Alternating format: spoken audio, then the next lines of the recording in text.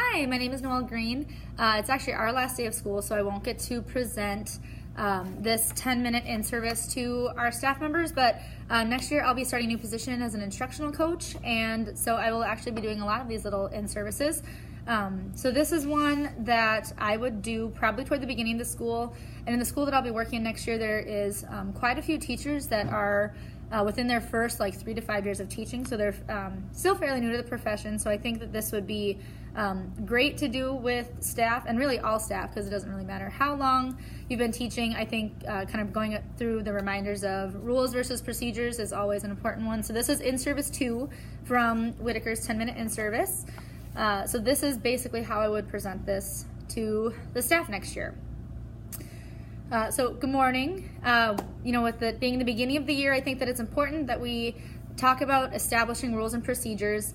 Classroom management is always something that we can be better at, and there's some people that are really good at classroom management. So these are just kind of some of the secrets of people that have effective classroom management that I would love to share with you today.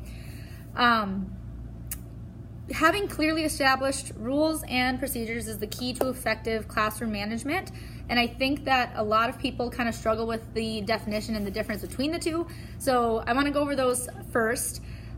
Rules are going to be for your serious offenses. So you can basically only want a maximum of 5 rules. For example, fighting. Fighting is not allowed. It is not tolerated. That would be considered a rule. Procedures are more, what do you want them to do in your classroom? More of the minor offenses. So for example, like talking out of turn. It's annoying, it's aggravating. Is it serious? Not really. So that would fall under the procedure category rather than the rule category. So kind of just to simplify this, rules are going to be, again, your serious offenses. When you break, or if a student breaks a rule, there's going to have a consequence. It's very black and white. You shouldn't have more than 5 rules, and some people even only have 2 or 3. And again, rules are going to be your serious offenses. Your procedures, you're probably going to have a lot of procedures. How do you want them to turn in papers? How do you want them to sharpen their pencils? How do you want them to ask to go to the bathroom? How do you want them to, do you want them to raise their hand? Do you want them to stand up when they have something to say? How do you walk to lunch? How do you line up in class or to transition? How do you want them to transition? So you're going to have a lot of procedures. If a student does not follow a procedure, you're not necessarily going to punish it with a consequence. It's just going to be more of reminder or, practicing, modeling, things like that. So that's kind of going to be your differences between the two. Again, so the big thing with both your rules and your procedures is that you want to make sure that you're being consistent with them. If the student breaks a rule, it should be the same consequence every single time. The student should never be left guessing. The rules ones is sometimes easier for that. Procedures can be difficult, especially when a behavior is, or a procedure is not being followed time after time after time and it's starting to get chronic. You don't want necessarily the students guessing on when this consequence is going to come or not based on how irritated we are that day. So a really important part of this is that you want to make sure that we are being consistent. With rules, we want to implement those right away. Right off the bat, we want to make sure that the students know, these are my 5 rules or 2 rules or however many you have. These are my rules.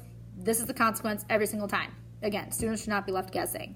For your procedures, you're going to want to implement those in a little bit more slowly. So the important ones should be implemented first, such as how are you getting the students' attention? Are you doing a 5, 4, 3, 2, 1? Are you doing a chant? Are you doing a clap? Those should be implemented first because you have to be able to get those students' attention immediately. And then you're going to continue to add some more at a time.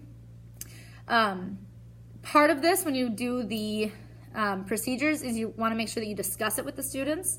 You want to make sure that you model it with the students and that you practice it. And you might have to practice it all year long. It's not just we're doing this in August, September thing and then expect them to carry it out. They might need reminders in January. They might need reminders in May or any other month in between. So make sure that you are modeling and practicing those procedures exactly how you want those students to follow them. Because again, consistency is key. We don't want those students guessing.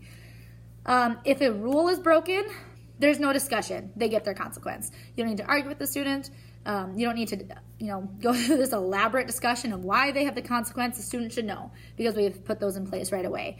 Other thing is, as long as if you're being consistent, the students are going to be a lot less likely to kind of test those boundaries and see how far can I push this. consistency is key. It can be tricky at the beginning of the year because you're getting to know those students. Those relationships aren't as strong yet, but it is going to save you so much time and energy as long as you are consistent right off the bat with those kids. There's not going to be any testing the teacher because they're going to know what to expect. So that really helps with your classroom management, and it really helps with time. It saves you a lot of time that's not taken away from having big, long discussions and arguments with students. You just give the consequence and you move on. Be careful about students, again, as I kind of mentioned before, that are chronically not following procedures, like they're constantly talking out of turn. You've tried to correct them, you've practiced it, you've modeled it, you've practiced it, you've modeled it, they're still not doing that. We're going to do an in-service next time that's going to talk about how to deal with those, but we want to be very careful that,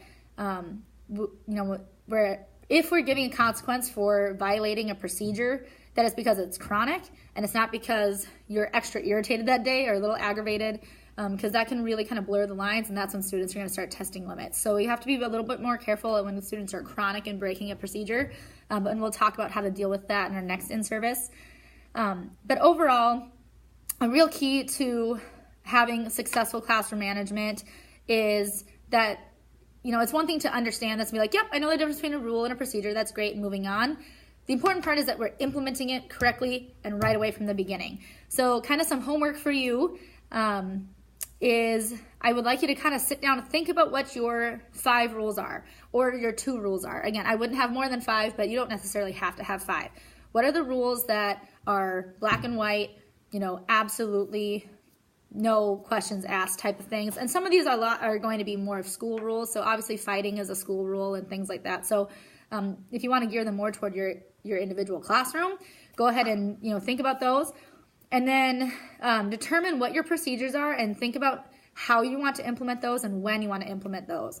So again, consistency is key. We want to make sure that those students know exactly what they're expecting and that they know how to correct it if it's a procedure, or what that rule is and what the consequence is every single time. So we just want to make sure our goal today was to ensure that you know the difference between a rule and a procedure. Again, rule, less than 5, consequence every single time, serious offense. Procedure, lots of them. It's not a consequence tied to it, but it's just how do we correct that, if they violate the procedure, modeling and practicing how to correct that. And then implementing these, because again, if we don't implement them, can't help us. And I promise you it's going to make your life so much better if we implement these correctly and consistently. So just one thing to remember, when students are clear on exactly what they can and cannot do in the classroom, and when the teacher is consistent in enforcing those rules and in practicing the procedures, your students are going to be much more likely to actually follow the rules and procedures, and you're going to have much more effective classroom management. If you have any questions, please feel free to come and ask. And we can talk about some more strategies at our next little 10-minute in-service on dealing with some of those chronic behaviors. So basically that's how I would present that to our staff. And I'll specifically be working with 6th through 8th grade, so or most of the time I'll be working with 6th through 8th grade teachers. So depending on the new, I don't know much about my new school yet, so with some of the rules I might tweak it a little bit just to fit our school a little bit better. But since I'm a newbie coming in, I don't know all those yet. So in terms of what I would provide the staff is on page 12, they have that rules and procedures simplified portion. So I would probably have just a little index card with that on there, just as to send with them as they do their homework, if you want to call it that, on deciding what their rules and procedures are. That would be my little goodie bag for them on their way out the door. So yeah, so that's my 10-minute in-service.